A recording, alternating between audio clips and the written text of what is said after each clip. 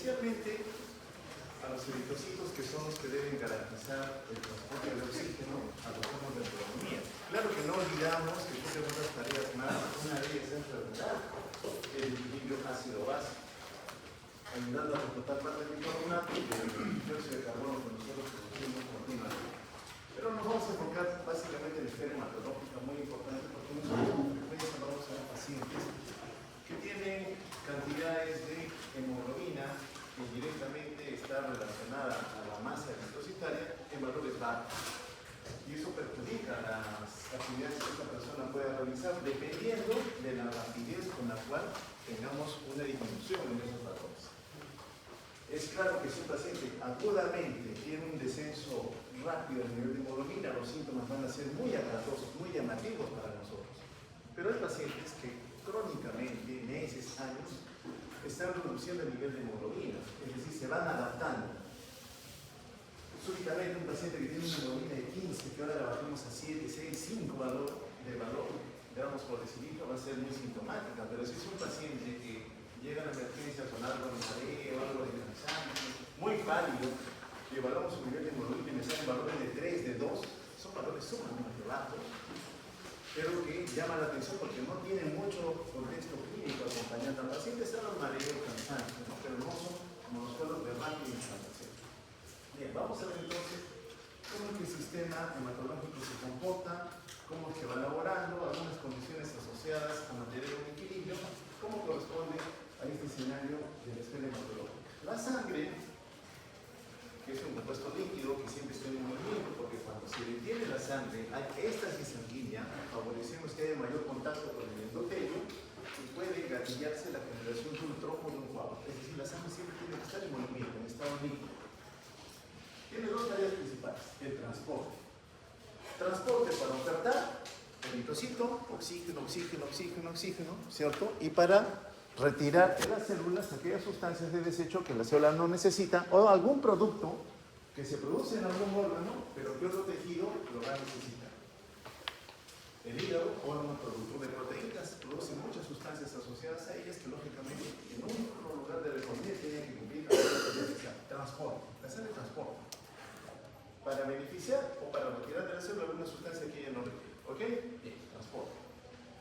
Lógicamente son miles de sustancias las que encontramos, es importante entender esta tarea determinante. Pero no todo es imposible. Encontramos también a nivel de la sangre un sistema de células especializadas en nuestra defensa. Ustedes que llaman inmunología probablemente ya han ido evaluando las familias de leucocitos que nosotros tenemos y las tareas en la función de defensa que les va a tener que comprender. Entonces, función de defensa. Muy bien.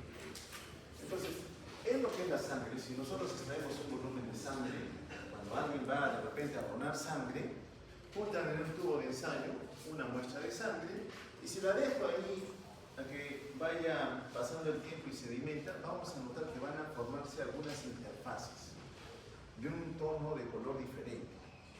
En la parte superior, sobre el nadante, vamos a encontrar un líquido de aspecto amarillento. Y en la parte más baja vamos a encontrar, diríamos casi la mitad de esta aplicación que tenemos, en un tubo, hacia la mitad casi, un tono rojizo. ¿Ok?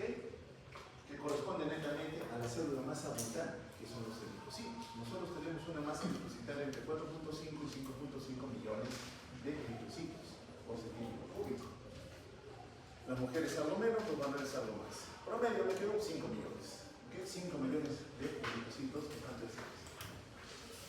Pero decía que por encima hay un indicador más claro, que es el plasma. ¿Okay? El plasma sobre el naranja. Pero entre los dos hay una pequeña película muy finita que corresponde a la plaqueta de los leucocitos. Significa que ellos son menos numerosos, sí. Hay menos cantidad. Lo que más tengo son eritrocitos. La proporción entre la masa eritrocitaria y todo el volumen que haga de todo le llamamos hematocrito. ¿Cuánto es normalmente? 45%. No llega al 50%, no es la mitad, pero se aproxima. ¿Ok? Hematocrito. Es la proporción en ese volumen de sangre que yo acumulé. ¿Cuánto parece? 45%. Significa que cuando hay pérdida de volumen de sangre, una forma indirecta de valorar si ocurrió o no la pérdida es medir hematocrito. Usted pide hematocrito. Si tiene un fluido que está de un paciente en derrame pleural y sale de color sanguinolento como lavada de carne, yo quiero decir, ¿esto es un hemotórax o no? El hematocrito. Para ver si efectivamente corresponde a un valor superior al 50%. Si es así, eso es un hemotórax. ¿Okay? Entonces, el hematocrito nos da una referencia de cuál es la masa eritrocitaria que nosotros tenemos. Importante. Entonces, 5 millones de eritrocitos. Pero ¿cuál es mi valor de hemoglobina? Depende de dónde estemos. Diferente será aquel que está a nivel de altura viviendo, uno, por ejemplo, Juliaca, Cerro de Pasco, Ayacucho, Abancay, la altura de nuestra sierra, ¿cierto? Aquel que vive en la costa como nosotros, ¿no? Los niveles de hemoglobina van a cambiar. A nivel de la costa, para nosotros, el valor de hemoglobina, vamos a poner un valor entre 12 y 14 gramos por decilitro. Gramos por decilitro. O gramos por 100. Gramos por 100 mililitros. ¿Ok?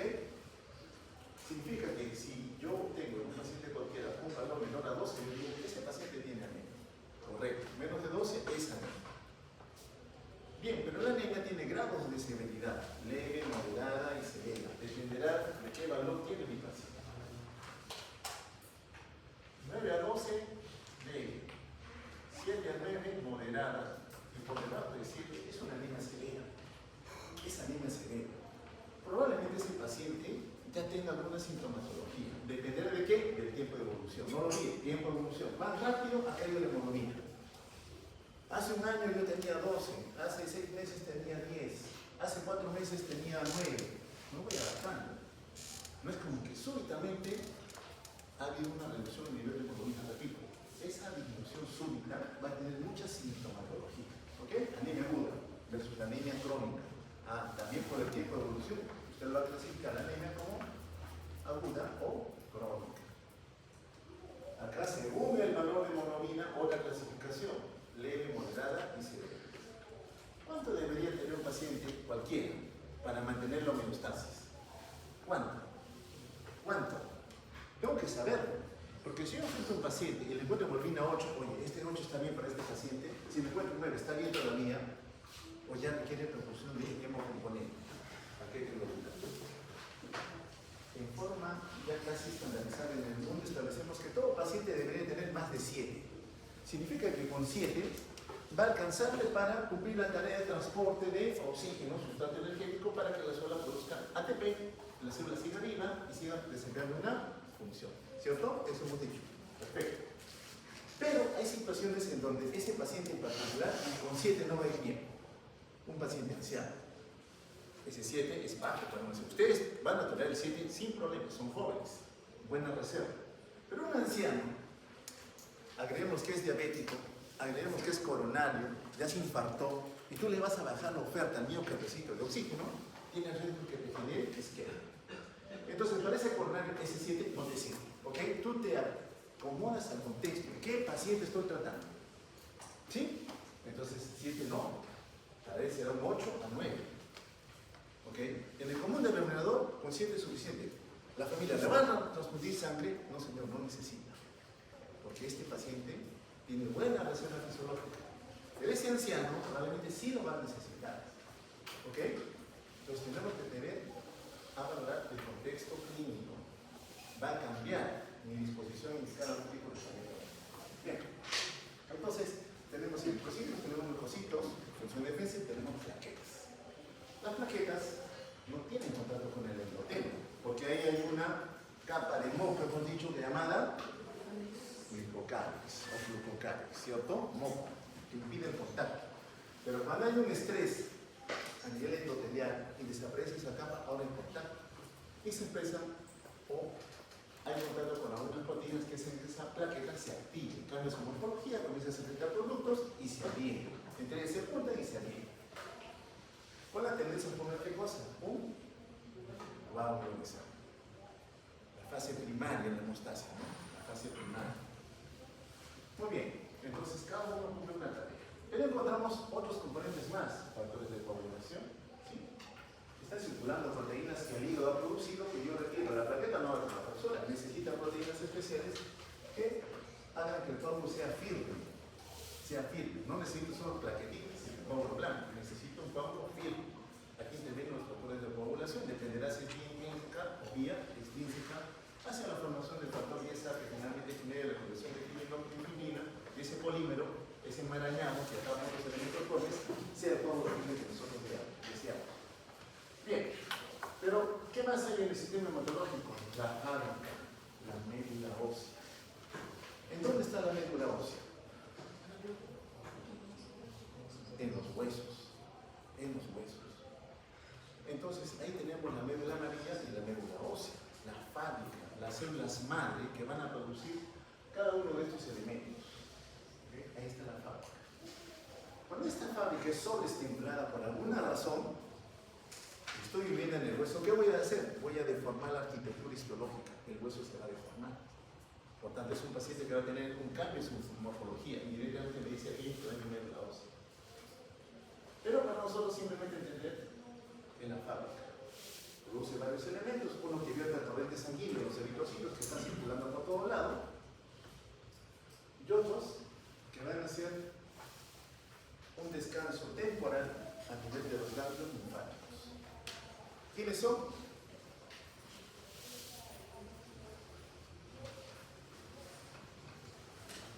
¿Quiénes van al ganglio linfático? ¿Qué están buscando? Están buscando su media naranja. Está buscando aquel antígeno con el cual él ya nació a poder reconocer y una vez que lo encuentra se activa. ¿Quiénes son? Los linfocitos T. Los T vírgenes, los NAIM, ¿cierto? Eso lo están haciendo en inmuno, ¿cierto? Están haciendo inmunología. Brian, ¿estás haciendo inmuno, no? ¿O no? ¿Solo estás haciendo este curso? No, inmuno también. Entonces, debe hacer trabajo. ¿Ya lo has revisado? Todavía no. Algo han visto, ¿no? Entonces, bueno, entran los ganglios linfáticos, si lo encuentra la activa, buscan su célula dendrítica, la dendrítica le muestra, oye, este es el antígeno que no puedo, en base al gen, el patógeno, lo que he encontrado no lo puedo destruir, se lo presenta. O el linfocito B, que también es un presentador, o el mismo macrófago, que también bien es una célula presentadora de antígenos. Y el vaso. Entonces, todos trabajan en armonía. La población celular no es constante, se va destruyendo y se va regenerando. Entendamos eso. Cada elemento forme tiene un tiempo de vida. ¿El eritrocito cuánto es? 120 días. ¿El leucocito?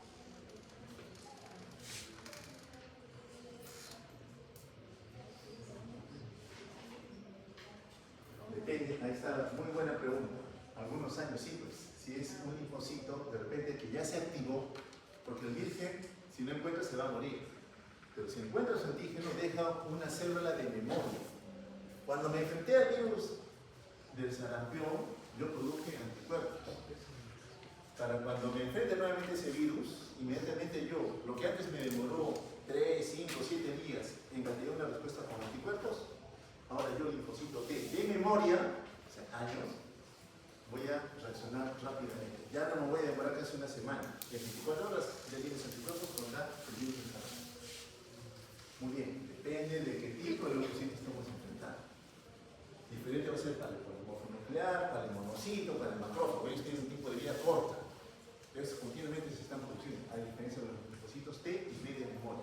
Que también lo van a ver en inmuno, por supuesto. No me quiero meter en ese campo, pero es muy interesante cómo trabaja nuestro sistema de defensa. ¿Qué función tiene el vaso? ¿Qué es lo que hace el vaso? ¿Perdón?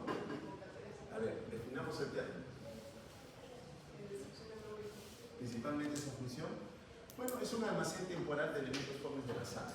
Pero cuando uno de ellos ha perdido la versatilidad para poder circular el torrente sanguíneo, ¿quién es? El eritrocito, lo atrapa y lo destruye. ¿Quién lo destruye? ¿Quién destruye al eritrocito?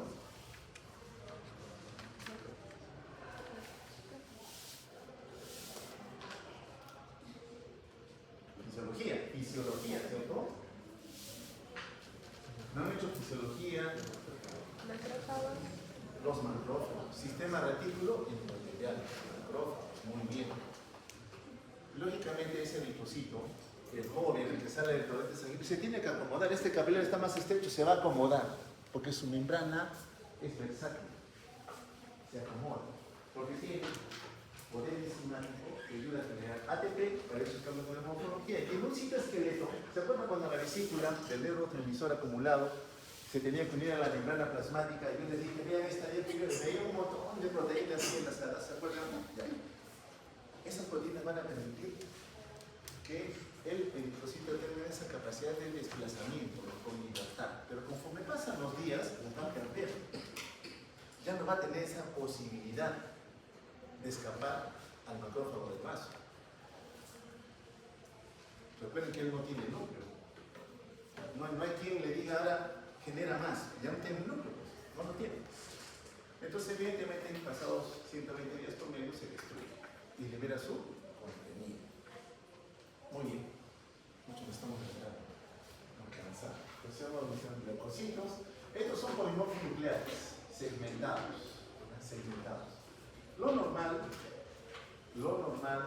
porque el joven es un bastón, así es el núcleo abastonado, el leucocito abastonado es un bastón. El polimorfo maduro tiene segmentos de 3 a menos de 5.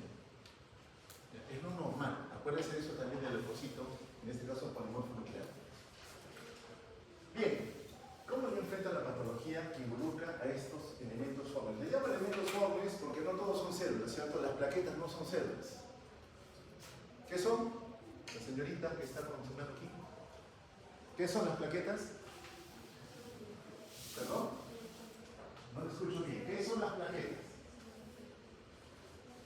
Más fuerte, ahora usted más fuerte. Inmediatamente, secundariamente van a ayudar a la defensa. Pero ¿cuál es la principal tarea de la plaqueta? ¿Para en qué? En la coagulación de la sangre. ¿Pero qué son? ¿Son células o no? Es mi pregunta. No son células. ¿Qué son entonces? ¿Cómo? No lo sé muy bien. En la médula ósea decimos que ponemos las células madre. En el caso de las plaquetas, sus células madre son los megacardiocitos. Ellas son residentes en la médula ósea. Ellas no salen. Pero sí desprenden porciones de ellas, como decimos, que son las plaquetas. Que tienen una cantidad de gránulos determinada que la van a ver en coagulación. Entonces, yo tengo una cantidad, decíamos, de masa eritrocitaria, de eritrocitos. El letra no es buena, tengo dicho promedio 5 millones, ¿cierto? 5 millones. Para las mujeres, 4.55, valor de 5 a 5.5, ¿sí? Usted se aprende con 5, quítale 500.000 para la mujer y aumentar 500.000 para el varón. ¿Estamos? Eso es normal. Con las plaquetas, de 150.000 a 450.000 por milímetro cúbico. Es lo normal. Con los leucocitos, varios te dan valores diferentes. Tú quédate con 5.000 a 10.000. ¿Ok? Quédate con ese valor. Cada de estos da 4.400, 4.200, 4.200, 11.000. Quédate con 5.000 a 10.000. Porque cuando tú notas que tu paciente viene con 30.000 leucocitos, oye, definitivamente está por encima de los 10. O que te venga con 2.000 leucocitos, definitivamente está por debajo de los 4.000. ¿Ok? Bien. Entonces, la patología, la alteración fisiopatológica en los elementos formes, dos células, leucocito de Matías o plaquetas, es que su cantidad ha cambiado. O se ha incrementado o ha disminuido. ¿Ok? O sea, la patología en los elementos formes de la sangre es porque han aumentado por alguna razón o han disminuido. ¿Sí? Pero la otra, eso es cuantitativo. Pero la otra condición que puede ocurrir es que sí las tengo. Ustedes son plaquetas en cantidad normal, pero cuando tienen que activarse no lo hacen. Eso es funcional. Entonces significa un defecto cualitativo. O sea, está la plaqueta, pero no trabaja. Usted el leucocito, que debería movilizarse, pero no lo hace. ¿Sí? Estamos, es el defecto cualitativo. Nosotros vamos a hablar de esfera cuantitativa y realmente tocaremos algo delante. Entonces aquí tenemos un examen directo que cuando uno va a hacer pruebas de sangre, la mayoría de veces una gotita la ponen en una lámina por objeto, ¿cierto? Y hacen un barril y colocan el cubreobjetos. Y a microscopio vemos esto. ¿Esto cómo se llama? Lámina periférica. Es decir, cada vez que usted evalúe la esfera hematológica, tienen que mandarle lectura de lámina periférica. Para ver, hay hematíes de forma, de tamaño normal, de color normal. Hay leucocitos de forma normal. Hay plaquetas, sí, de morfología normal. Antes, en mi época, cuando yo me formé, teníamos que hacer un recuento manual. Todo era manual. Eran unas láminas especiales divididas en cuadraditos y tenemos que contar 100 veces. Los que hacían laboratorio más rápido, como su dedo, ellos hacían rápido. Yo cuando entré me demoraba una hora en estar contando cada uno de los elementos fuertes. Pero ahora no todo es automatizado. Una muestra de sangre, entra a la máquina agarra, separa el trocito, separa el trocito y te manda los valores en 2 minutos, te da el valor. Y ahora es mucho más rápido. Pero cuando la máquina detecta algo anormal, te manda una alerta. Ahí entre el humano, a ver qué ha pasado. ¿Por qué está mandando una alerta? Y ahí determina que hay una población que ha cambiado. Es decir, al final de cuentas, a pesar de que está todo ya en uso de tecnología, nosotros llegamos a valorar, a dar control de calidad. Así que efectivamente la lectura ha reportado algo normal o no. Bien, decimos que las células madre están en la médula ósea, van madurando al inicio con núcleo todavía, hasta la etapa del normoblasto, pero ya encontramos las dos células finales en maduración, el reticulocito y el eritrocito maduro. Estamos hablando ahorita del eritrocito nada más, ¿ok? Nos enfocamos en el eritrocito.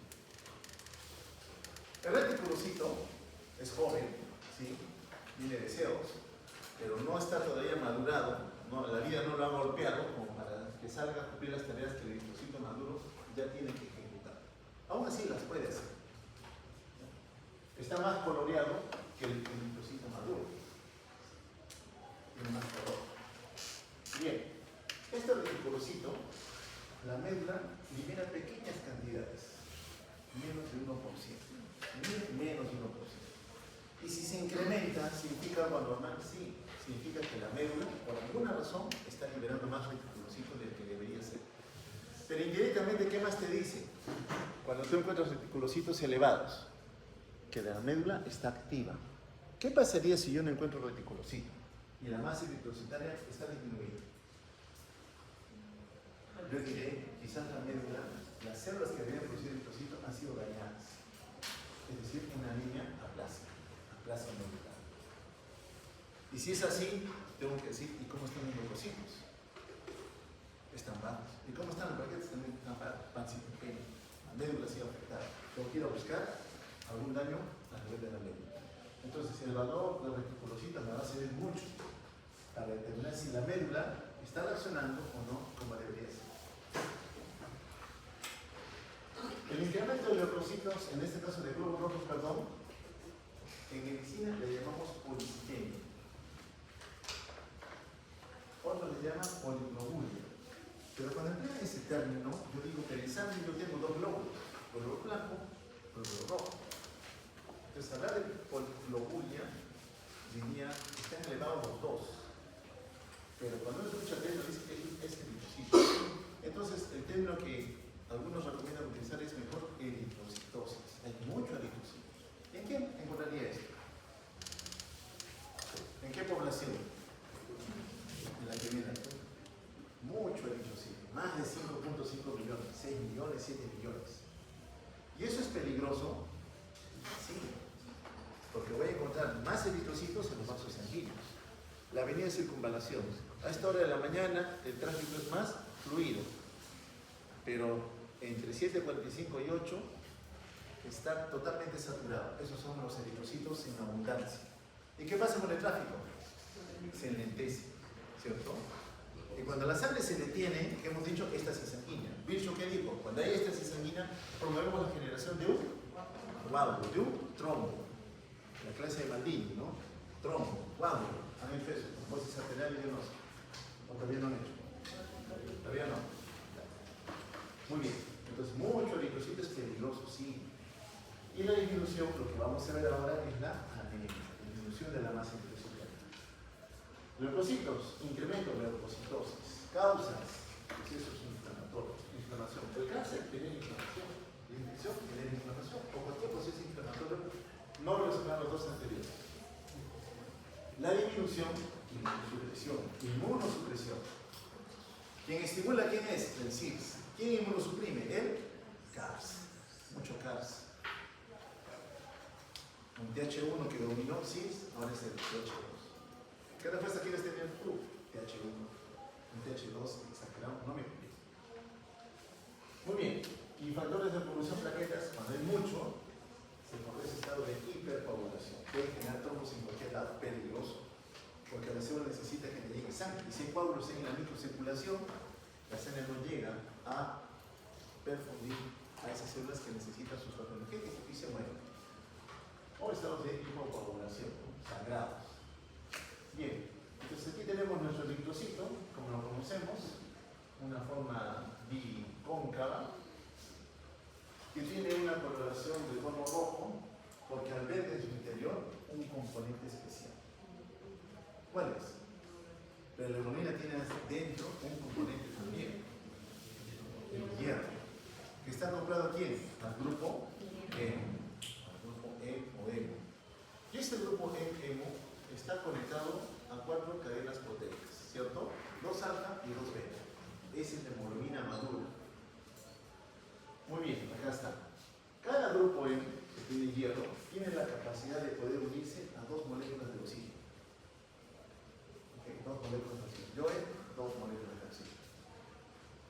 Saturación de hemoglobina, ¿qué significa?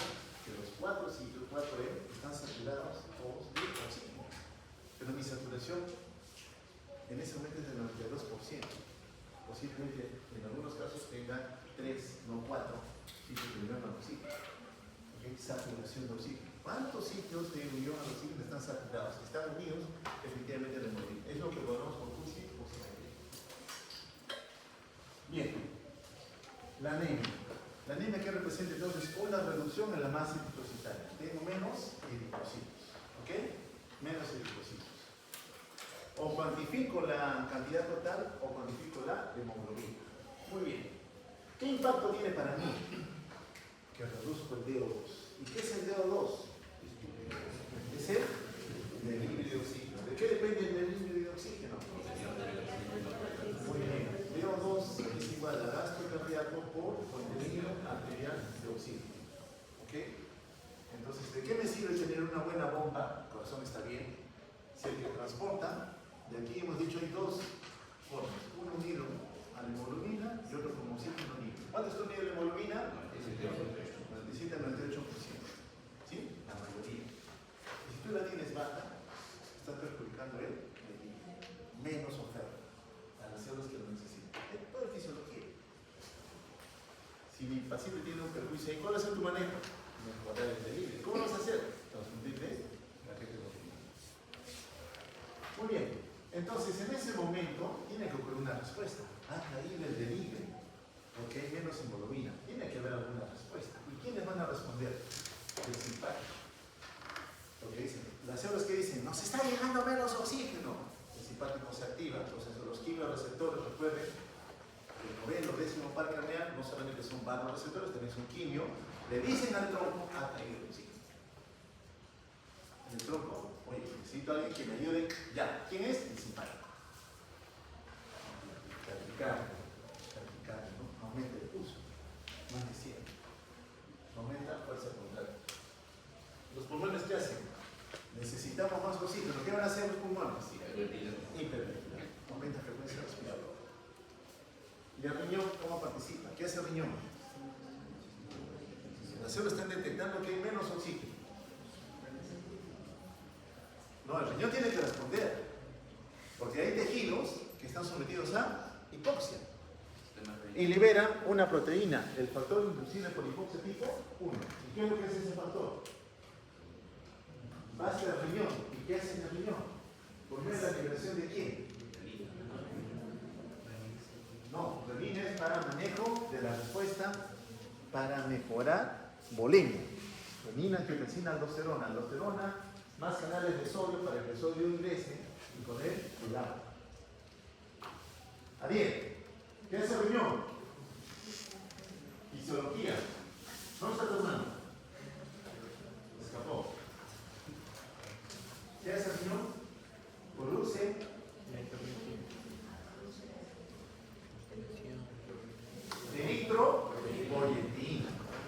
que es la que a nivel de la médula ósea le dice a las células madre, oye, ¿sabes qué? Produce más eritrocito. Chicos, toda fisiología tiene que acompañarme porque es lo natural. Cuando ustedes ven un paciente con daño renal crónico, riñón enfermo, ya no produce eritropoyetina. Ese paciente con daño renal crónico me va a hacer anemia indefectiblemente. ¿Y cuál va a ser el tratamiento? Darle eritropoyetina, farmacológicamente producido. ¿Ok? Si ante un daño usted tiene que responder. Tenemos que saber fisiología. Bueno, el corazón, taquicardia, lo que ve en el paciente está pálido, la agitación, ¿no? Menos oxígeno, el paciente siente que se ahoga. Camina un trecho y ya siente que le falta el aire. ¿Okay? Estos síntomas van a ser más aparatosos mientras más rápido se instala la caída de la masa metrocitaria, la caída en el nivel de hemoglobina. Pues, primero se pone produciendo eritropoyetina. Ahora bien, ¿cómo estudiamos las anemias? Viene un paciente cualquiera, su hemoglobina está en 6. Le digo, es anemia. Es anemia. Ya me dice, es una anemia severa, menos de 7. Tengo dos aproximaciones. De dos formas usted va a estudiar esa anemia.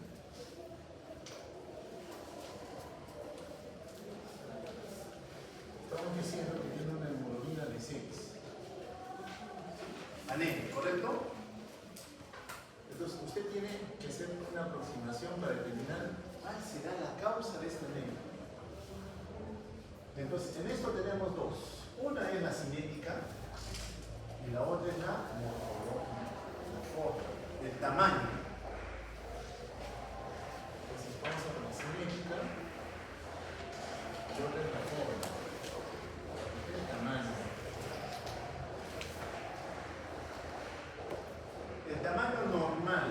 El tamaño normal de un eritrocito es de 80 a 100 femtolitros. ¿Okay? Ese es el tamaño normal. Por tanto, si tú tienes una hemoglobina en 6 y te sale en 90, tú dices que eso es una anemia normocítica, tamaño normal. Anemia en un eritrocito de tamaño normal. ¿Ok? Pero puede ser que te salga menos de 80. En ese momento tú dices, esa es una microcítica, eritrocito chiquito. El que hace la lectura de la lámina periférica te va a decir, se ven eritrocitos de pequeño tamaño. Y cuando tú ves un eritrocito de pequeño tamaño, la causa más frecuente es deficiencia de hierro. ¿Ok? No es al 100%, pero tú inmediatamente dices hierro, falta hierro. ¿Ok? Pues esta microcítica en buena cantidad de pacientes se asocia porque falta hierro. Y cuando es más de 100, le llamas megaloblástica o macrocítica, glóbulo rojo grande. La causa más frecuente es por falta o disminución de vitamina B12 y o ácido fólico. ¿Ok? Entonces, ¿el tamaño importa? Sí. Una anemia de alta instauración, el eritrocito prácticamente tiene el mismo tamaño. En anemias por falta de hierro, el eritrocito es pequeño. En anemia por deficiencia de vitamina B12 y ácido fólico, el eritrocito es de mayor tamaño, megaloblástica. ¿Y cómo es la cinética? La cinética se relaciona a la clasificación en relación a aquel órgano que se va a encargar de producir elementos jóvenes.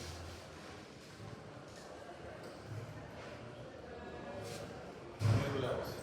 ¿Sí? ¿Qué es la que produce? ¿Estamos?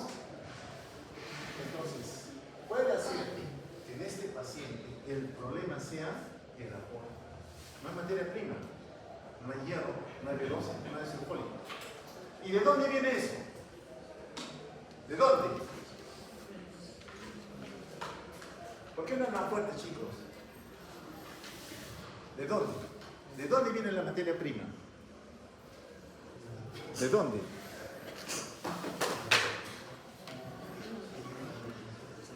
Correcto, de lo que comes. Tú comes una materia prima. El tubo digestivo, carnes. Hoy he comido, tomado desayuno, sí. De una u otra manera has ingerido hierro, de una u otra manera has ingerido B12, de una u otra manera algo de ácido fólico. Pero también has ingerido proteínas, aminoácidos, porque necesitas sintetizar qué cosa, cadenas de hemoglobina. ¿Correcto?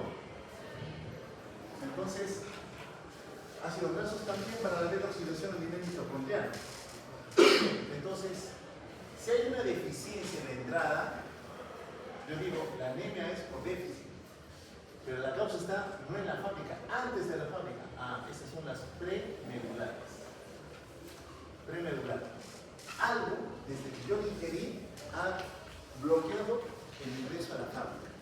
Bueno, si la fábrica no tiene materia prima, no va a poder producir. ¿Ok? Está ella operativa, pero le falta esto. Le falta materia prima. Tú tienes que investigar entonces dónde está la falla. ¿Ok, Brian? ¿Sí? ¿Sí? Ya, correcto. Ahora, segundo componente. Hay materia prima, hay. Pero la fábrica no produce. Ella está mal. Entonces la causa aquí es medular. Causa medular. La médula es la culpable. ¿Cómo llegaste al diagnóstico? Punzaste el medio, de repente no hay leucocito, no hay plaqueta, hay poco eritrocito. Biopsia o acelerado medular, para ver si hay elementos formes ahí o no. ¿Okay? Que te orienten a confirmar que efectivamente la fábrica está dañada. Bien, hay materia prima. La médula está operativa. Y saca eritrocito, saca glóbulo blanco, saca plaqueta, correcto. Me interesa el eritrocito. Cuando esta sale al torrente sanguíneo, algo la destruye. ¿Ok? Algo la destruye. Sale el eritrocito y ¡pam! Algo la destruye.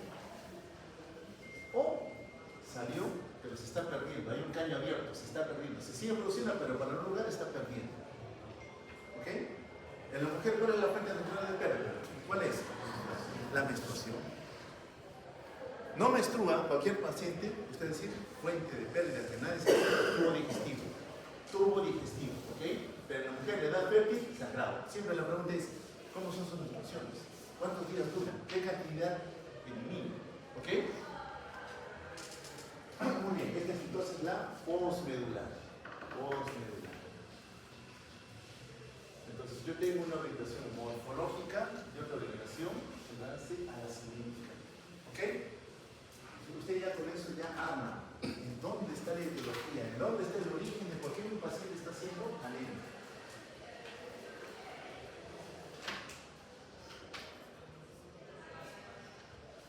Muy bien, entonces, ¿qué debemos pedir cuando uno evalúa a un paciente con anemia?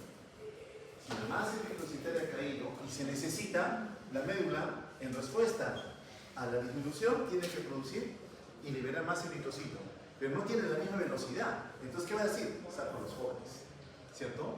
Entonces, ante una anemia, esta población tiene que incrementarse. O sea, la respuesta natural, cuando tú tienes un descenso en la masa eritrocitaria, es que el eritrocito, la médula dice, necesitan afuera, los que van a comenzar a liberar mayor cantidad, aumenta.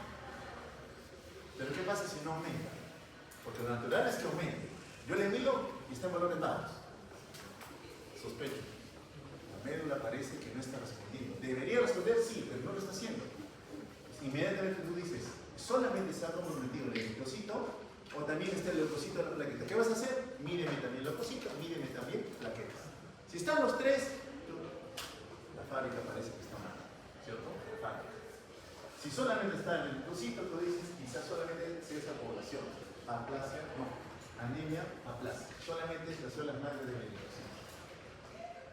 ¿Qué más vas a pedir siempre? La analítica. Necesito ver tamaño. Necesito ver color. Por lo general el microcítico tiene poquito color, es palidoma. Microcítica hipocrómica. Eso te soporta más que sea por parte del hierro. ¿Por qué? Quien da color es el hierro.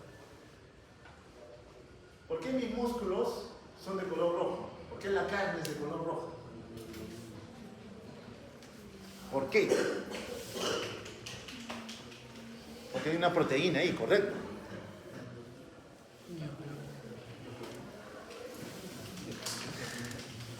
No, la albúmina no. La albúmina es una proteína de transporte. El color rojo se debe a que hay hierro, debe haber una proteína. En eritrocito, hemoglobina, porque tiene el grupo M, ¿cierto? Pero en el músculo hay mioglobina. La mioglobina. Porque ella tiene que atrapar, ¿qué cosa? Oxígeno. Porque el músculo en movimiento gasta oxígeno para producir más energía que te permita la movilización, ¿cierto? Es mioglobina. Tiene ese color justamente por esa presencia de mioglobina. Lámina periférica, no olviden. El reticulocito, respuesta natural, debe ser el incremento, no cederla. Esté conmigo, por favor, no me dejes. Y la lámina periférica. ¿Ok? Muy bien. Aquí tenemos diferentes láminas periféricas de enfermos con algún tipo de anemia, ¿no? Acá me dicen anemia megaloblástica, glóbulos rojos de gran tamaño, anemia por deficiencia de hierro. En anemia de deficiencia de hierro voy a encontrar trocitos pequeños, pero otros de un tamaño casi normal. ¿Ya? Entonces, una población que no es uniformemente pequeña cambia la población celular y eso va a tener un impacto también en algunas pruebas que hacemos en el escenario de la evaluación por la anemia. Acá hay un eritrocito que ha cambiado totalmente, una esferocitosis. ¿Se acuerdan de las proteínas de membrana que forman parte del citoesqueleto?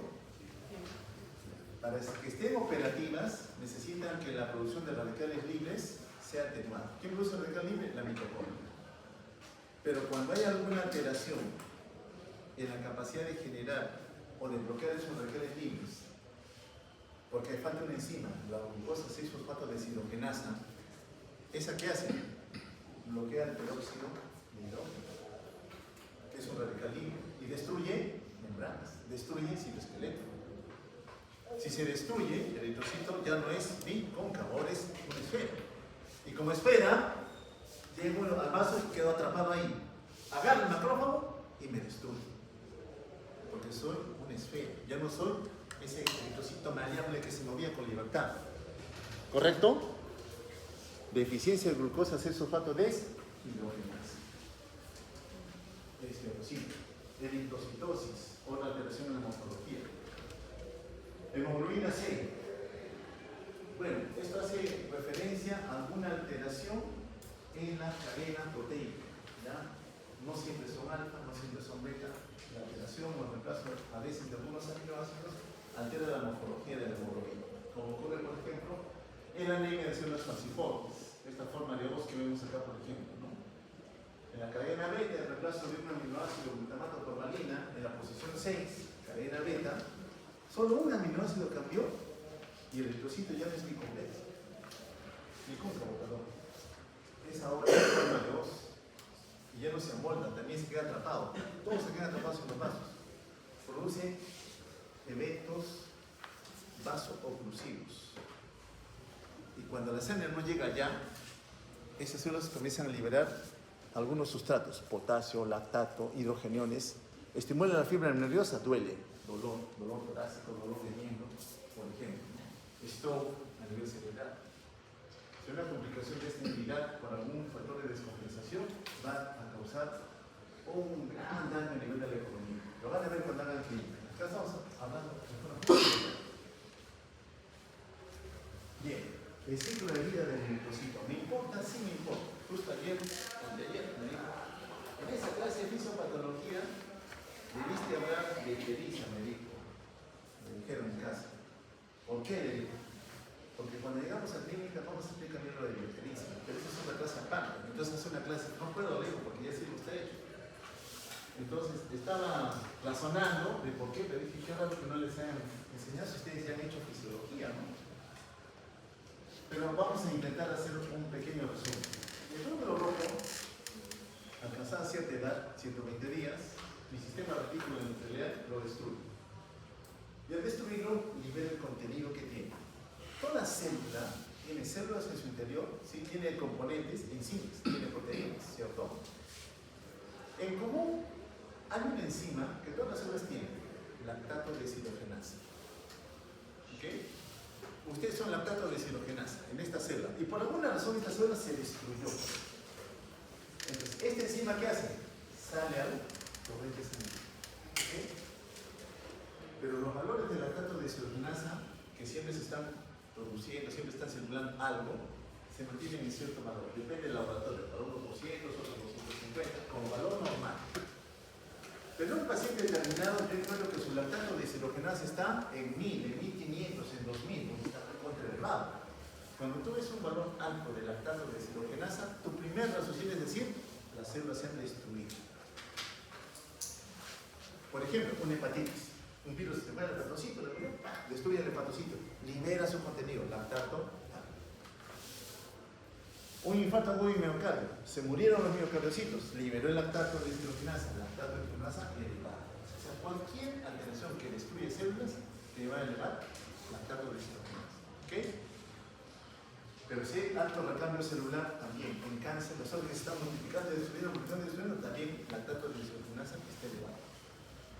O es por destrucción o es por incremento de la regeneración celular. ¿Ok? Bien.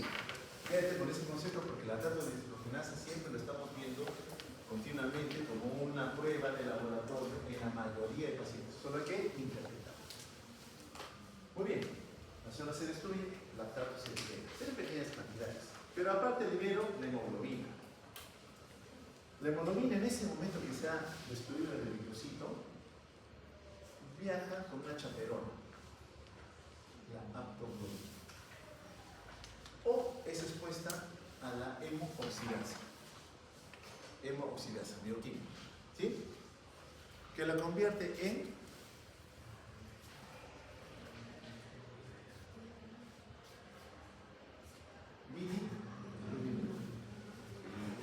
biliverdina. Luego esta biliverdina es convertida en ¿quién? Bilirrubina indirecta no conjugada, ¿cierto? Que tiene que ingresar ¿a dónde? Al hígado. En el hígado se enfrenta a otro sistema enzimático de glucuronilación, la UDP, ¿no? La UDP, glucuroniltransferasa, que conjuga la bilirrubina que temporalmente se almacena en la vesícula hasta que haya un alimento graso y una liberación de una hormona, colecistoquinina, que hace que la vesícula se contraiga y la bilis llega a la segunda porción del duodeno. ¿Cierto? Ahí se enfrenta a los sistemas enzimáticos de la luz intestinal y ¿qué produce? Una reducción de la bilirrubina a puro bilirrubina, que luego se oxida y se convierte en estercobilina, que es la que da el color a las heces. Pero como un producto está en la segunda porción, también sufre circulación entero-hepática, va otra vez al hígado y al torrente sanguíneo, donde se convierte en urobilina, que da el color amarillento a la orina. ¿Cierto? Bien. Entonces, tengo una fuente, una máquina que lo biotransforma y otro sistema de eliminación. La fuente es el electrocito. Significa que el incremento de la bilirrubina también tiene tres formas de ver. Cinética. Prehepática, todo lo que lleve al aumento en la producción de bilirrubina indirecta. Hepática, el hígado es incapaz de conjugar por alguna enfermedad que tenga. Poshepática, la fuente está bien, el hígado está bien, pero no hay forma de llevar esa bilis al intestino, algún proceso posterior. ¿Ok? Entonces, esta condición también se ayuda a determinar ictericia. Hiperbilirrubinemia, que es parte del caso que tenemos ahora. Bueno, entonces, al momento que nosotros evaluamos el ciclo de vida del eritrocito, evaluamos los productos que se van a liberar cuando este esté destruido. Cumplidos 120 días, el eritrocito tiene que desaparecer. Bien, causas de envejecimiento. Materia prima, fábrica o por algunas zonas se está perdiendo. Materia prima, falta hierro, falta B12, falta ácido fólico y otros componentes. Baja la producción porque la médula está en problemas, no es capaz ella de producir a pesar de tener materia prima la cantidad de elementos humanos que necesita, o de repente está faltando el estímulo, la hidropoietina, la cinta renal. Se produjo bien, pero estoy perdiendo. Un caño está abierto, repito. Por ahí pierdo masa eritrocitaria o se están destruyendo. Entonces, una falla renal produce menos eritropoietina. Por tanto, no hay quien estimule a la médula ósea a producir los elementos pobres que van a disminuir. Ese es parte nutricional relacionado también al estímulo hormonal que también debe tener. Pero las otras condiciones son los otros sustratos que yo necesito con la pérdida evidente que ha podido ocurrir en algún momento. Hablemos de la más frecuente, anemia fenotipénica. Es lo que más a ver usted. Por tanto, ver paciente con anemia tiene que rápidamente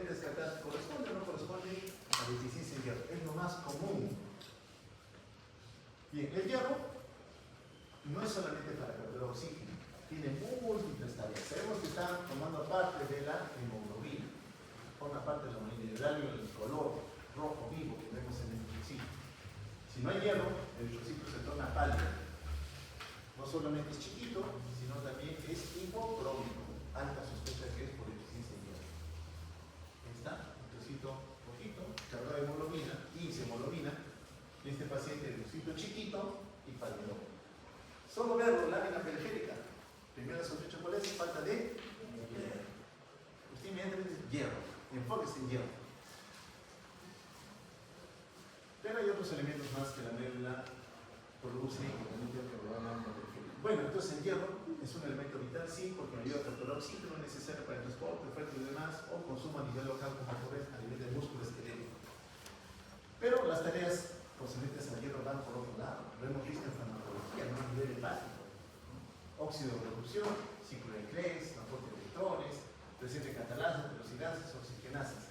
Es decir, no es solamente transporte de oxígeno, también son labores enzimáticas, metabolismo celular. Entendemos entonces que el hierro tiene que tener un buen control que regule la cantidad o la concentración en sangre. Entonces, metabólicamente hablando, para usted el hierro le va a ayudar a producir energía. Soluciones, energía, correcto. Entonces, yo tengo que valorar cuáles son los lugares que me van a garantizar tener hierro suficiente para que cumplen no solamente el transporte de oxígeno, sino también que las tareas celulares se sigan ejecutando con normalidad. Funcionalmente, el hierro está en dos compartimentos. Uno funcional, en movimiento, en eritrocito, formando parte de la hemoglobina. Movimiento, músculo, contracción, mioglobina. El hierro presente en la sangre no viaja solo. Hay una proteína de transporte, se llama transferrina. La transferrina se encarga de llevar del enterocito recién sumido y otra transferrina lo lleva hasta la célula blanca. Y la célula blanca coge lo que es. ¿Ok? Depósito. ¿Hay hierro almacenado? Sí.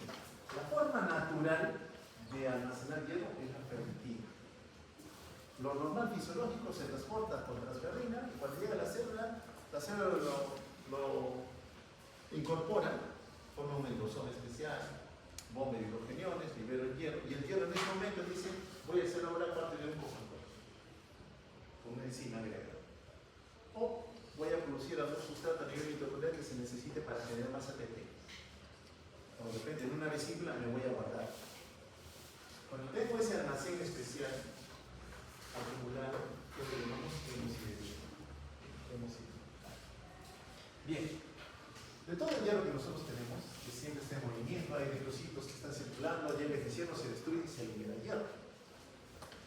Una pequeña cantidad se va a perder por vías naturales de salida. ¿Okay? Sudor, lágrimas, la leche, las heces, la orina. Y la etapa fértil en la mujer a través de la menstruación. Muy bien, propiedades del hierro. Puede aceptar o donar qué cosa? Electrones. Tiene dos formas funcionales para nosotros. La forma férrica, valencia 3, y la forma ferrosa, valencia 2. El hierro utilizado por nosotros es la forma ferrosa. ¿Okay? Forma ferrosa. Muy bien, esta es la forma que estas células para cumplir diferentes tareas necesitan incorporar. El hierro, si bien es cierto, me va a ayudar a procesar y mantener la vitalidad celular, puede también contribuir al nivel mitocondrial, especialmente la liberación de más radicales libres que generen daño. ¿Okay? Por eso es que las células, para defenderse, se incorporan vesículas de almacenamiento para que esta, como ferritina, no esté interactuando con otros componentes a nivel del citoplasma celular. ¿Okay? Mecanismo de control local. Entonces, el hierro, la mayor parte está ya trabajando en una zona especial. Ya está tareado. Una pequeña cantidad está libre, pequeña cantidad, casi insignificante. La mayor parte es utilizada para producir hemoglobina. Y esa hemoglobina que forma parte de nuestros citonas que se destruye, libera hierro para que este siga recirculando. tanto la baja como el aumento de hierro van a ser perjudiciales. Entonces, este tricocito es la fuente, repito, día 120, ya está ya para que el macrófago, en vez del vaso, lo pueda destruir. Nosotros, varón adulto promedio, peruano promedio, 70 kilos, tiene entre 35 y 45 miligramos de hierro por kilogramo de peso. Significa que tenemos algo de 2.800 miligramos, nosotros, promedio. Las mujeres, lógicamente, tienen algo menos. Saber que la mayor parte está unida a la hemoglobina, que la captación tiene un sistema de regulación bastante fino, pero vamos a ver en las siguientes diapositivas, con el fin de garantizar que el hierro siempre esté presente para todas las tareas funcionales que le correspondan. Bien, entonces los hepatocitos, cuando uno ingiere algún alimento rico en hierro, son los primeros que van a tener contacto con él y lo van a ir almacenando, lo van a ir liberando. Los macrófagos son los que se van a encargar a nivel del eritrocito que está circulando y en el torrente sanguíneo. Entonces aquí tenemos el hierro en su distribución. La mayor parte está aquí, formando parte de la hemoglobina. 1.800 miligramos, formando parte de los eritrocitos. Ahí está el hierro. Le sigue la médula ósea y el músculo esquelético. El almacén principal está fuera de estos, está a nivel hepático, otro a nivel del macrófago. Entonces, esta es la distribución que el hierro tiene en toda nuestra comunidad. Decíamos que de todo lo que se destruye se vuelve a reutilizar. Perdemos pequeñas cantidades. Y si perdemos pequeñas cantidades, significa que tiene que haber un reabastecimiento de lo que como. La oferta mínima por día por medio, 1 a 2 miligramos, es lo que necesitamos. Poquito hierro en realidad para mantener este equilibrio tan grande que hay a nivel de nuestra economía. Entonces, con la dieta más o menos nosotros diariamente entre 1 a 2 miligramos de hierro. Entonces, tengo que garantizar que este hierro que yo he ingerido se absorba para que llegue al pulso sanguíneo y con el otro hierro de la destrucción de tejidos, elementos pobres y lo demás, nos ayude a que mantenga un equilibrio para todas las tareas que ya previamente también hemos señalado. Bien, ¿dónde se absorbe el hierro? Principalmente en el duodeno. En el intestino delgado, duodeno y primera porción del yeyuno. Pero duodeno para ustedes es duodeno. Significa que si algo le pasa al duodeno, limitamos la absorción de hierro. Cuando decimos premedular, una de las cosas es que usted busque algo en el duodeno. De repente hay un parásito ahí, daña la glucosa, lambia, por ejemplo, está ahí impide que haya superficie suficiente de absorción, no solo hierro. El enterocito, lógicamente, que es la célula que se va a encargar de incorporarlo, y una vez que se ha incorporado desde la dieta, el hierro tiene que viajar para que pueda ser distribuido. Bien, analicemos. He ingerido un alimento con cierta cantidad de hierro. Se enfrenta al pH bajo del estómago. Esto es muy importante. Porque esto va a ayudar a que el alimento que tiene hierro se pueda disolver y liberar. El hierro va a venir en dos formas. Hierro libre y hierro unido al grupo M. Cuando usted come carne, come hígado, hierro unido al grupo M. Porque está consumiendo más producto rico en sangre. Pero hay alimentos que tienen más hierro. O sea, hierro unido al M, hierro libre. Así los ingerimos en el hígado. Hemos dicho que el hierro, fundamentalmente, para que se pueda incorporar, tiene que tener una forma iónica, que es la forma ferrosa. Entonces, si entra como sal ferrosa, por eso es que cuando un paciente va con anemia por falta de hierro, los médicos prescribimos sales ferrosas, porque yo sé que la forma ferrosa es la que se incorpora fácilmente, no digamos una sal férrica, sal ferrosa. Pero si ingresa en la forma férrica, tiene que reducirse. Es decir, yo entro como fierro valencia 3. Yo no lo voy a poder absorber. Necesito convertirme en la forma ferrosa, valencia 2, que es la forma de absorción, la forma de ingresar a la economía. Esto va a ser ejecutado por una enzima. El enterocito en su superficie expresa esta enzima, una reductasa férrica. Lo convierte en forma ferrosa. Y con la forma ferrosa se incorpora. El hierro no puede atravesar la membrana. ¿Qué necesita que haya en la membrana? Una proteína de transporte. Proteína de transportes bivalentes, así se llama. Desde que el hierro, ahora con forma ferrosa, no férrica, agarra la forma ferrosa y la mete al enterocito. Primera barrera, pasar por el estómago, se enfrenta al pH ácido y a otros alimentos, algunos pueden facilitar, otros pueden inhibir, hasta que llega al duodeno, donde se enfrenta ahora al enterocito. Hierro de la dieta, grupo E como E, modulan positivamente que el hierro se pueda absorber el pH ácido. El consumo concomitante con vitamina C, ácido ascórbico, ayuda a que el hierro se absorba con mejor capacidad a nivel intestinal. Inhiben o limitan los fitatos y los fosfatos. Los vegetarianos, por ejemplo, pueden limitar que el hierro que han consumido se absorbe de forma adecuada. Por eso que sea anamnesis, pregunta, ¿cuál es el tipo de dieta que tiene?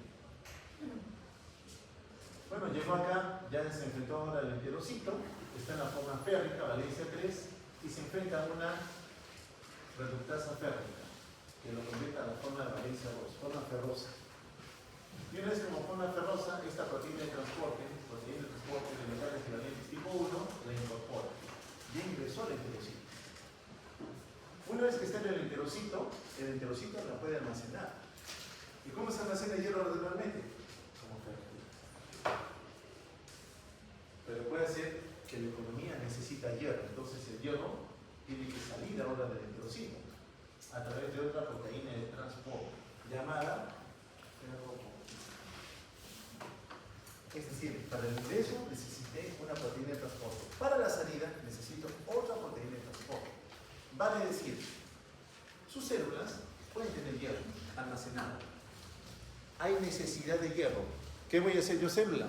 Necesito, la tengo que liberar. Pero para liberarla necesito que en la membrana hay una proteína que lo saque. Esa proteína es la ferroportina. La saco en la forma ferrosa, pero ahora como forma ferrosa no la puedo transportar. Tengo que volver a valencia 3, a la forma férrica. Otra vez, otra enzima se encarga de la interconexión a la forma férrica. Y como forma férrica, esta proteína de transporte, la transferrina, la puede llevar a otros lugares de la proteína. Para nosotros, médula ósea. Ella usa el hierro porque necesita producir eritrocitos. ¿Ok? Bien. Pues esta proteína es la que finalmente dice hierros, necesitan por otro lado salgan. Esta proteína está supeditada, esta ferroportina, a otra proteína más, a otra proteína muy importante que la vamos a ver. Es decir, hay un regulador que va a decirle al hierro, ¿sales o no sales? Eso también es importante que lo conozcan.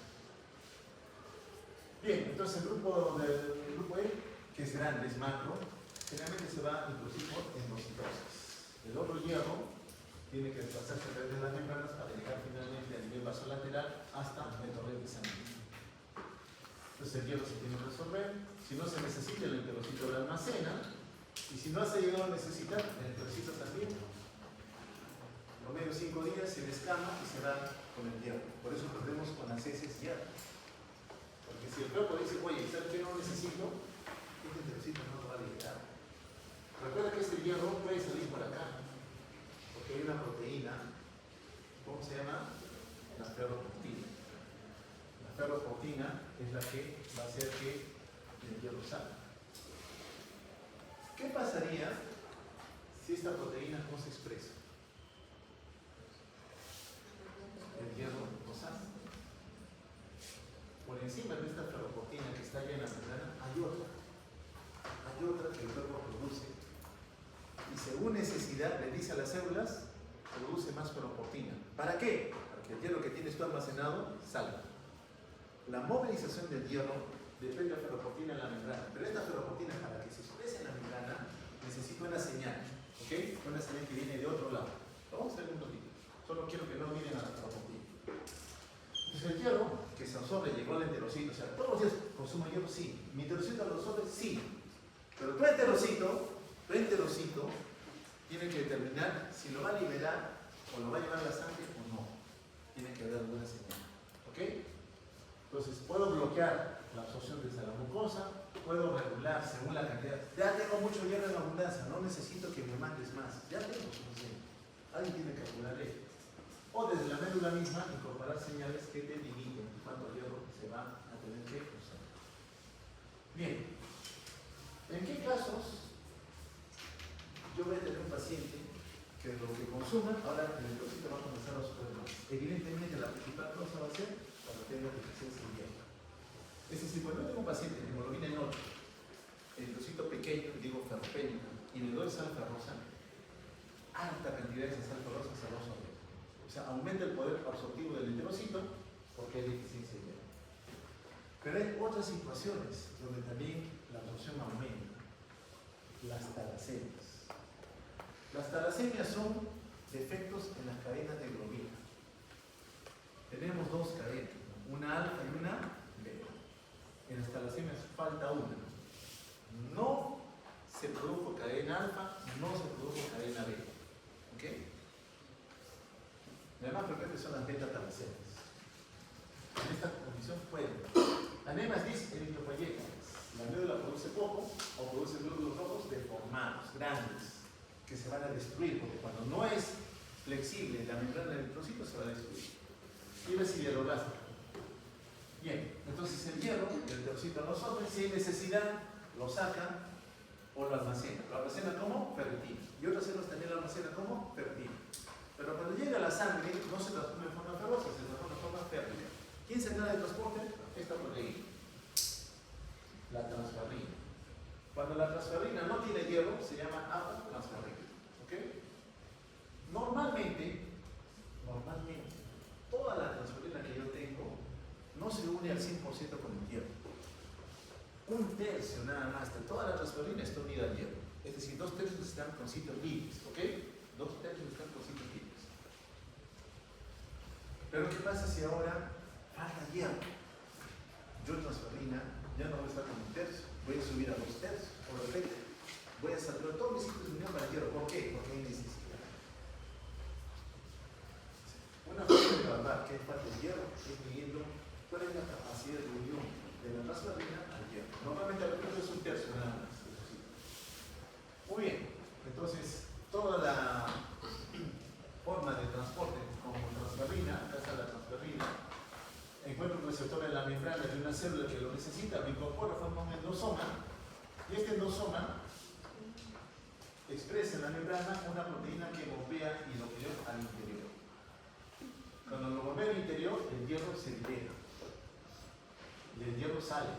Y cuando sale, ya pues, o lo almaceno o lo mando a aquellas organelas que utilizan hierro para cumplir alguna tarea o alguna enzima que utilice como hierro en forma de cófago. ¿Okay? Entonces, de una u otra manera, ese hierro que yo incorporar le tengo que dar un uso o lo voy a almacenar.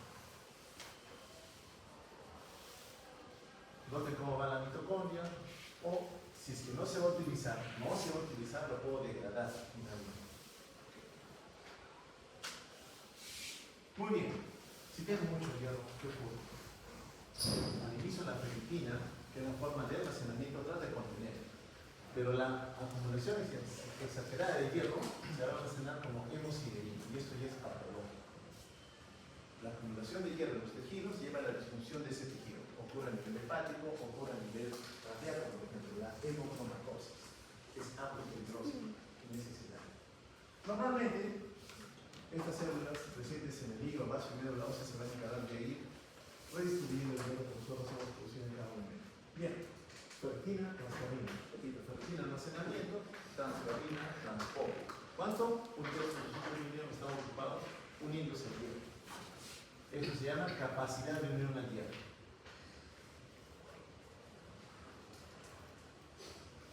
Acá está nuestro hierro. Tengo hierro bajo, tengo eritrocito pequeño, tengo eritrocito hipocrómico, anemia microcítica hipocrómica. Sospecho que es por falta de hierro. Muy bien. Idealmente midamos el hierro. Una forma indirecta es medir cómo está la capacidad de unión de la transferrina. Si es poco hierro, su capacidad de unión aumenta. ¿Por qué? Yo antes tenía solo un tercio de mis sitios de unión al hierro, pero ahora no hay hierro. Entonces tengo más sitios de unión libres para unirme a más hierro en la deficiencia. ¿Ok? Tengo más sitios. Ahora, no tengo necesidad de almacenar, tengo en abundancia, la cantidad de ferritina va a disminuir. Entonces el hierro que nosotros tenemos disponible, que se dirigen por diferentes sustratos, se va movilizando de uno a otro lado según necesidad. Aquí para valorar rápidamente. Entonces el hierro ingresa por ruta intestinal, tubo digestivo, se incorpora al torrente sanguíneo donde diferentes órganos lo van a tener que utilizar. El primer órgano en que ingresa es el hígado, pero si por alguna situación la ingesta es pobre, el medio no es ácido como debería ser, se ha comprometido la superficie de absorción, tengo menos hierro. Si tengo menos hierro, disminuye la presencia de anemia por deficiencia de hierro. Que morfológicamente lo veo, el trocito pequeño, de poco color. ¿Okay? Y esa deficiencia, lógicamente, puede estar enlazada a otros problemas más que se engloben a nivel de vaso sanguíneo en donde estoy perdiendo hierro por alguna condición. ¿Cómo es que estamos hierro? Decíamos nosotros, cualquier tejido que se va a perder, que tiene un poquito de hierro almacenado, lo va a eliminar.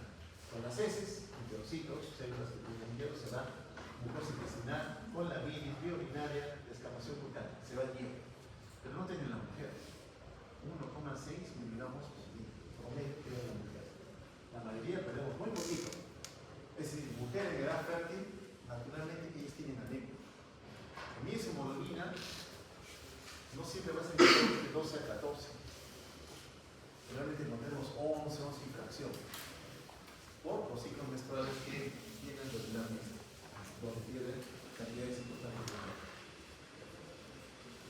Ahora sí, ¿de quién depende la homeostasis del hierro? Pues el hierro es importante, sí, no solamente para el transporte de oxígeno, la célula desarrolla tareas, produce energía, ejecuta labor metabólica. ¿Cuál es la proteína de transporte? Decíamos que está presente en la membrana. ¿Cómo se llama? Ferroportina. Decimos que si la ferroportina, señor Castillo, se expresa poco en la membrana, ¿qué va a pasar con el hierro? ¿Cómo se va a aprender si no hay ferroportina? El hierro está dentro de la célula, estamos dentro. ¿Qué es el hierro? Pero no hay ferroportina ya. ¿Qué pasa con el hierro? Se acumula. Y si es mucho, ya no es ferritina, va a ser hemosiderina. Y la acumulación patológica causa disfunción celular, señor Castillo. Entonces, usted sí necesita que haya una proteína que saque el hierro, la ferroportina. La pregunta es, ¿quién regula esa homeostasis? La epsilina. Les dije, por encima de la ferroportina hay otra proteína, la epsilina. La epsilina la produce el hígado. El hígado finalmente es el que regula. ¿Ok? La epsilina, producida a nivel hepático, es la que va a promover que haya más o menos expresión de ferroportina. Recuerda que cuando tú consumes hierro en la dieta, la porta lo lleva a los hepatocitos. El hepatocito ya se entera cuánto hierro hay. Y si se da cuenta que hay mucho hierro, al enterocito le dice, ya no expreses en tu membrana ferroportina. Para que el hierro que absorbió y lo tiene dentro del enterocito no llegue a mí, porque hay mucho. ¿Ok? Tengamos en cuenta que la epsilina es la que va a hacer que esos componentes proteicos, ferroportina, en la membrana ya no se expresan. Acá está. ¿Qué hace con el macrófago? Acá está la ferroportina. La unión de epsilina a la ferroportina hace que se internalice, esconde la proteína de membrana. Por tanto, no se libera hierro.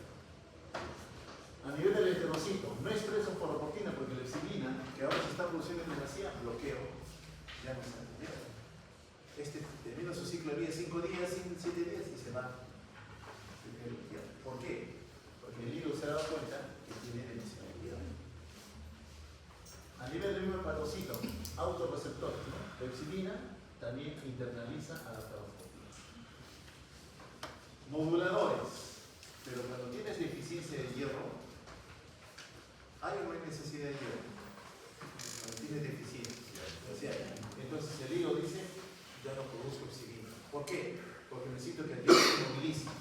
Porque un regulador fuertemente positivo es la deficiencia de hierro. Produzco poco eritrocito y donde estamos dentro de expresión. Menos expresión. ¿Ok? Quien regula finalmente la movilización del hierro entonces es la epsilina trabajando con la ferroportina. Anemia, deficiencia de hierro, tengo poca ferroportina, no hay hierro. Y mi capacidad de unión de ferroportina aumenta. Pero hay un grupo de enfermedades que son crónicas. a veces asociadas a infección, a veces asociadas a fenómeno autoinmune. En esos escenarios, el hierro queda atrapado dentro de la célula, no se moviliza. Porque este hierro puede inducir inclusive que esa célula se defienda de algún factor de estrés. Es un mecanismo de defensa, en cierta manera. En enfermedades crónicas, el hierro se libera con mucha dificultad. Bien. Queda la macrocitosis. Hemos visto entonces anemia microcítica, el glóbulo rojo pequeño por debajo de 80 pentolitros, ¿no? Tamaño, menos 80. Vamos a ver este escenario, la macrocitosis, glóbulo rojo blanco. Aquí involucra la presencia de una deficiencia de vitamina B12 y o ácido fólico. En este grupo, mi paciente viene pálido,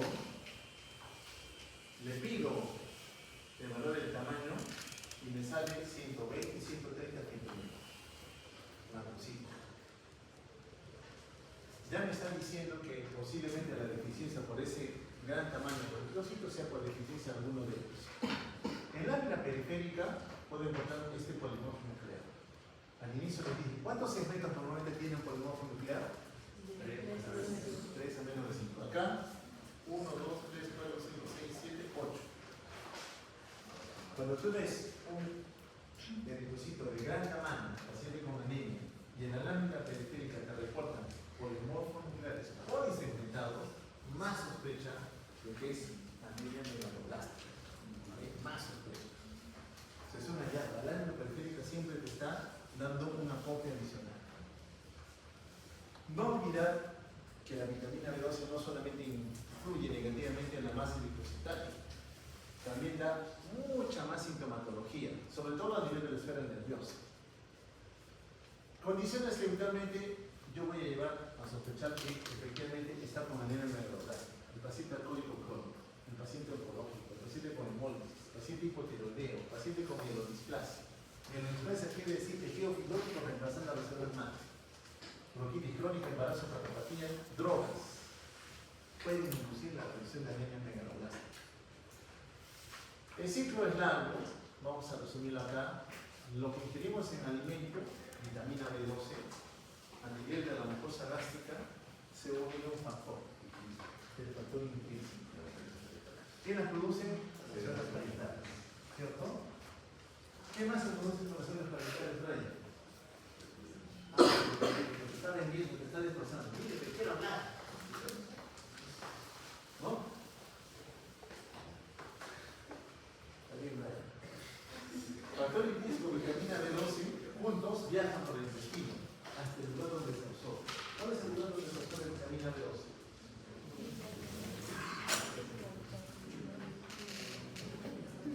El niño terminal. Cerca de la válvula ilio, donde nace el apéndice, se cae la anatomía. Cerca, no hay, cerca. No he dicho que hay nada, cerca. Entonces, ilio terminal es la parte del intestino que se va a encargar de absorber a la vitamina B12, pero necesita la presencia de ¿quién hemos dicho? Del factor intrínseco. Necesita su presencia. Muy bien. Aquí está la vitamina B12. ¿Ok? Y este es el intestino ilio terminal que lo tiene que absorber. ¿Podrá hacerlo? No lo puede hacer. ¿Qué necesita? Factor intrínseco. Si no hay factor intrínseco, no se absorbe. ¿Ok? Significa que si hay una deficiencia de factor intrínseco, por más vitamina D12 que yo ingiera, no se va a absorber. ¿Dónde se produce el factor intrínseco? En la mucosa gástrica. Las células parentales. Pero si las células parentales no están presentes, se han destruido, por más vitamina B12 que yo ingiera, no voy a poder absorber, porque falta el factor intrínseco. Entonces, cuando tú tengas un paciente con anemia megaloblástica, tienes que ir a buscar en dónde estaría la causa. Tú. ¿Ok? Entonces, una vez que se absorbe, evidentemente van a llevar a tener materia prima para producir bases nitrogenadas, que son las que van a fortalecer la formación de eritrocitos maduros.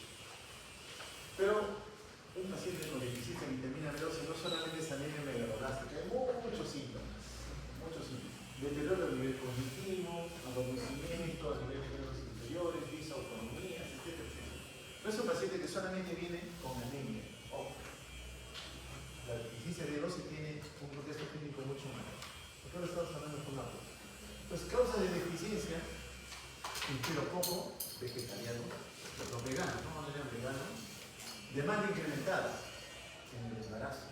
Tienes un nuevo ser que se está multiplicando a nivel celular rápidamente, rápido crecimiento. Necesito B12 y necesito ácido fólico. Disminución de la absorción. Algo del líquido terminal limita la absorción. Deficiencia de factor intrínseco o alguna droga que interfiera. Ingresó, pero interfiere. Metotrexato. Que usamos en enfermedades autoinmunes, por ejemplo, metotrexato. O enfermedades oncológicas. Entonces limita los sustratos. Entonces esta vitamina B12 que tiene el aporte del factor intrínseco a nivel gástrico, llega al líquido terminal, que es donde se absorbe. Entonces, cuando yo veo que hay deficiencia de factor intrínseco, o veo estómago, porque ahí es donde se va a unir a la vitamina B12, o algo le está pasando al líquido terminal. Vamos aquí al estómago. Hay una entidad conocida como anemia perniciosa. Tu sistema inmune reconoce que estas células no son propias. Desconoce, en otras palabras, a la mucosa gástrica como propia. Miran los leucocitos y comienzan a destruirlas. Por tanto, ya no va a haber productos que el estómago no puede llegar. Uno de ellos es factor intrínseco. Entonces, en la anemia perniciosa también hay deficiencia de ácido clorhídrico, lógicamente. No tengo esa capacidad de producir factor intrínseco. Por tanto, es una causa que me va a llevar, a tener menos vitamina B12, cuyo impacto va a ser que haya anemia megaloblástica, anemia con eritrocitos de gran tamaño. Pero es un enfermedad autoinmune, la anemia perniciosa. Bueno, ¿cómo identifico la causa? Hay una prueba especial que se llama test de Schilling. Vamos a ingerir una vitamina B12 radiactiva y aparte vamos a usar vitamina B12 natural, no revertido o intramuscular. La forma radiactiva que he ingerido se va a unir al factor intrínseco. Llega al líquido terminal y ahí se tiene que absorber para llegar al torrente sanguíneo. Pero cuando va a llegar a su célula blanco, encuentra que ya hay vitamina B12 que también había inyectado. Es decir, primero B12, entonces su cuerpo tiene B12 natural haciendo su labor y ahora yo le mando por vía enteral. Cuando yo llego al lugar, encuentro que ya hay vitamina B12. Entonces, ¿qué hago yo? Le voy, mismo el show del 8, por orina. En orina comienza a aparecer esa vitamina B12 radioactiva. Entonces, primero inyectamos vitamina B12 natural, la normal. Ya saturó y ahora le vamos a dar a ingerir vitamina B12 radioactiva. La ingiere. En el estómago, ¿a quién se debe unir? Viaja hasta el líquido terminal para que se complete su absorción. Entonces ahí está llegando a B12, se une al factor intrínseco, viaja hasta el líquido terminal y se absorbe. Como llega a su célula blanco y encuentra que hay vitamina B12, esta va a aparecer en la orina. Este es Schilling normal, es lo normal, está bien. Me están diciendo que la ruta con producción de factor intrínseco 1, 2, aquel que lo tiene que absorber, está cumpliendo su tarea. Eso te está diciendo. Porque si no hay factor intrínseco, no aparecería en la orina. Si no hay superficie de absorción que lo absorba, no aparecería en la orina, ¿cierto? El que tú le encuentres en la orina, habiéndole dado previamente vitamina B12 natural, significa que esta ruta intestinal está trabajando normal. No hay enfermedad. No busques B12 por eso. No es estómago, no es intestino, a nivel de líquido terminal.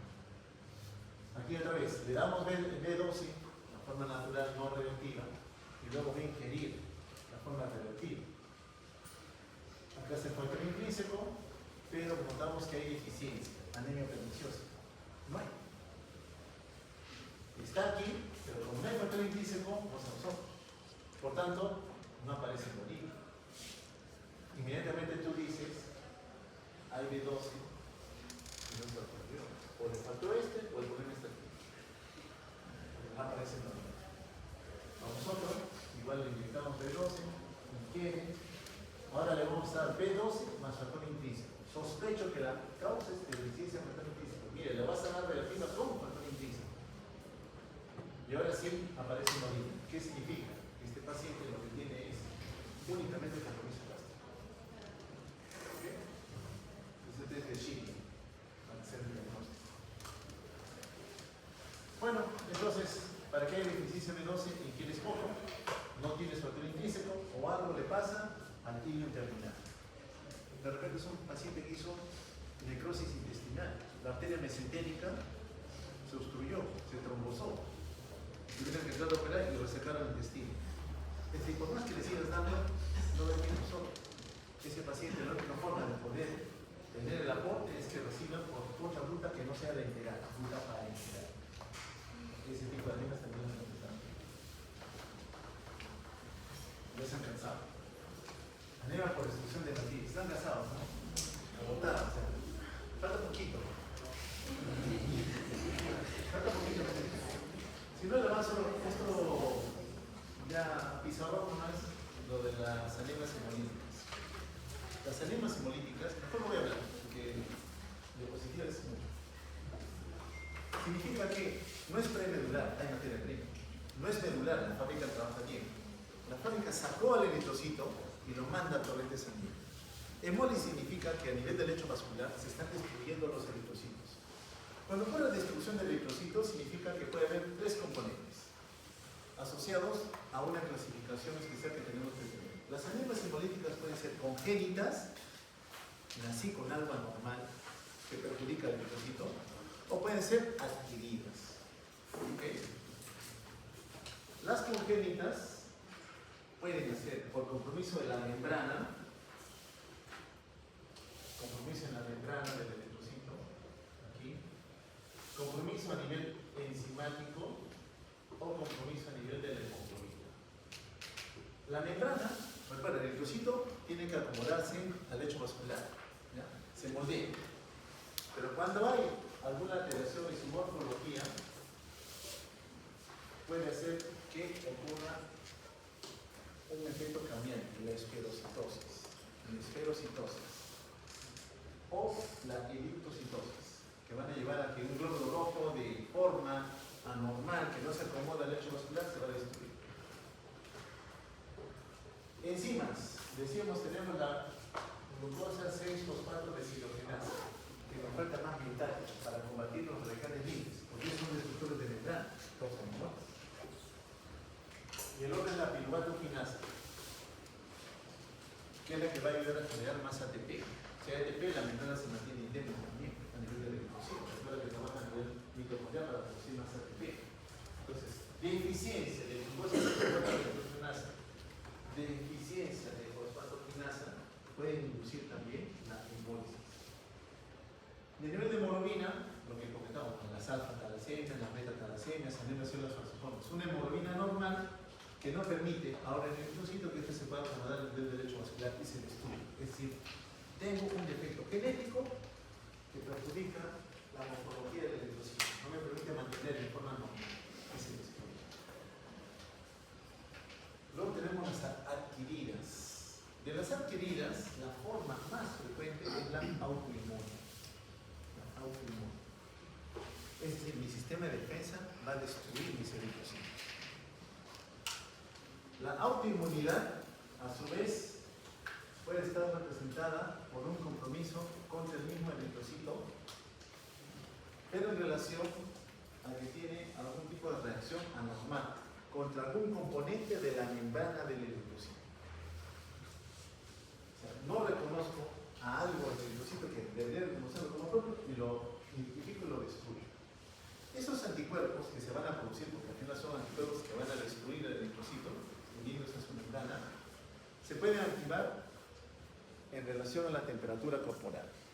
Si se activan en un escenario de paciente con fiebre, un paciente ante una infección, por ejemplo, hace fiebre, le llamamos destrucción hemolítica por anticuerpos calientes, porque esos anticuerpos se activan cuando la temperatura corporal sube. Pero hay otros anticuerpos que se activan en temperaturas bajas, en invierno, infecciones por micoplasma, por ejemplo, una neumonía por micoplasma, me infecté, pero tengo una respuesta anormal de mi sistema inmune que hace que produzca anticuerpos en esa caída de temperatura contra mis puros eritrocitos, anticuerpos fríos. El otro escenario de hemólisis adquirido es cuando el producto tiene un padre y una madre cuyo grupo sanguíneo es diferente. RH negativo, RH positivo, factor RH. ¿Ok? El producto puede ser RH negativo, la madre RH positivo. Cuando sale por el canal del parto, se expone a la sangre de la madre, reconoce un factor que él no tiene como anormal y genera anticuerpos. En un segundo embarazo, la madre ya tiene anticuerpos. Cuando vuelve a tener el enfrentamiento a el grupo factor RH positivo, inmediatamente va a causar una destrucción de sus hematinas. Pero a veces ocurre, sí me ha pasado, necesita sangre, es del grupo A, está en la cama 1. Llegó un paciente más grave, saco al 1 y se va al 3. Al grave lo pongo en el 1, que también necesita sangre. Banco manda el paquete. Que ya se fue al 3 por si acaso. La que está aquí ahora es grupo B. Grupo B. La enfermera dice, me dice para la cama 1. Agarra, la instala y le transfunde. Al grupo B le damos el paquete grupo A. ¿Qué generamos? Que el sistema inmune reconozca al otro como anormal y destruye los eritrocitos. Es decir, una reacción aguda transfusional. Sí pasa con alguna frecuencia en ese tipo de anemias o hemólisis. Entonces, o es congénito o es adquirido. Vamos a hablar ya, pasito. Una prueba para determinar que hay destrucción hemolítica por ese fenómeno de destrucción de anticuerpos es con la test de Combs. Aquí, por ejemplo, se extraen los hematíes. Los hematíes, yo estoy destruyendo mis glóbulos rojos por alguna razón. Mi membrana del glóbulo rojo está con anticuerpos ahí adentro. Solamente están esperando unirse o fusionarse, formar un conglomerado. Llega el macrófago, destruye todo. Saco la sangre de esa persona. Sus hematíes los expongo al suero de otra persona. Como encuentro que hay un anticuerpo en su membrana, yo en este suelo identifico también que hay un anticuerpo que no debería estar y también los destruyo. Aquí denoto que la persona efectivamente estaba enferma en función de anticuerpos. Esto lo hemos visto, lo hemos visto. Ya. Muy bien, ya para terminar, los leucocitos. No quiero ahondar porque ya ustedes lo están viendo en inmuno. Tenemos que con una tarea de defensa. Tengo un sistema innato y un sistema ya más sofisticado para responder ante el estrés. La inmunidad innata muchas veces compromete a proteínas inflamatorias. El sistema de complemento es una muy conocida, ya lo tienen ustedes. El objetivo es que el sistema inmune pueda reconocer y destruir aquel patógeno que me está agrediendo.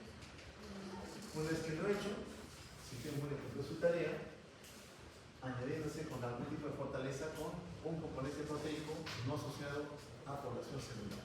Pero hay situaciones en donde el paciente no produce anemia, mucho CAS, o tiene limitación.